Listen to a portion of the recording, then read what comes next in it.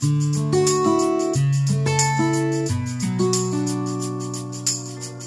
har nogle udfordringer omkring vores gylletank på vores soejendom, og uanset hvor meget vi rørte og gør ved, så endte vi ud med at have en lille meter i bunden af tanken. Det var sådan lige før, at der ikke rigtig var nogen, der havde lyst til at køre vores gylde. Efter vi begyndte at bruge aktiv NS, har vi haft nemmere ved at røre tanken op, og vi har haft nemmere ved at køre det ud, og vi synes heller ikke, at det lugter så meget, som det har gjort før. Det bedste, man kan sige om gylde, det er jo, når man ikke lægger mærke til det. Hvis jeg skal være helt ærlig, så havde jeg helt glemt, at der var en problematik omkring gylde, fordi vi ikke har lagt mærke til den de senere år. Jamen, jeg har brugt det her i mange år, og det lærte man jo hurtigt, fordi når man brugte det, så smut gylden jo i den der gamle spaltestal, som vi alle sammen kender, man kan bruge en hel dag om måneden til os.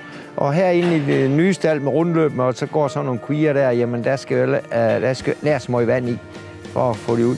Så det er jo fantastisk, og så lugter det, og når det lugter, jamen så må kvælstoffen jo blive i gylden. Og Lisbeth, hun skal nok minde mig på, når der er for lang tid siden, jeg har puttet det i sidst, fordi så begynder det at lugte noget mere. Så det er fantastisk. Førhen stank det jo simpelthen sådan, så det stank jo faktisk også i vores tøj, når vi kom hjem.